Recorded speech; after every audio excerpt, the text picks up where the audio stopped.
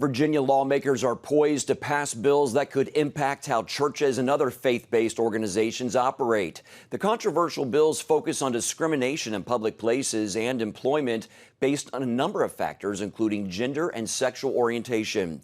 Opponents say the bills infringe on the religious beliefs of churches and private faith-based schools by dictating who may attend or work there and even how their restrooms are set up. In a speech opposing the measure, Republican David LaRock said, "Make no mistake, this bill is intended to dismantle religious freedom and to force the government to make everyone conform to its version of marriage and sexuality." The Family Foundation held a press conference today on this very issue, and its president, Victoria Cobb, joins us live now for some perspective. Victoria, there are a number of bills making their way through the Virginia legislature right now, but 3 or 4 of them are of particular concern to the Christian community. Can you elaborate?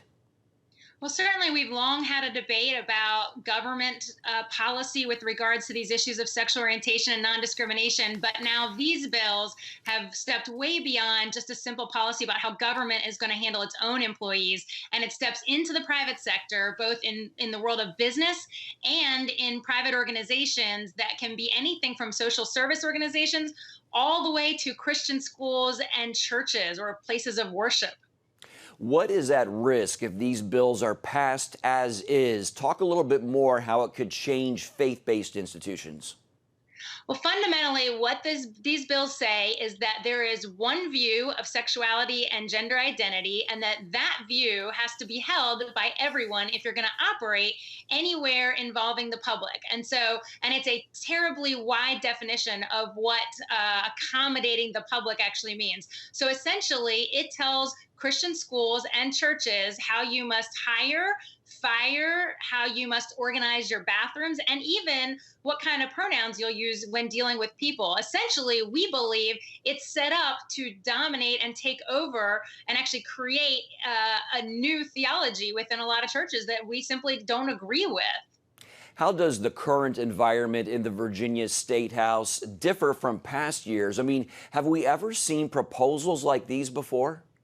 We've never seen things that completely infringe on religious freedom to this degree, where they would shut down adoption agencies for simply not adopting to, non-traditional families, where Christian schools would have to allow transgenders in biologically boy or female bathrooms. We've never seen anything like this. And unfortunately, the environment down here is not simply just taking wide, new, sweeping policy and considering it. It's actually passing with very little debate and discussion and real hard conversations about who these bills impact and what kinds of ministries and schools might be threatened by the bills if they pass in their current form.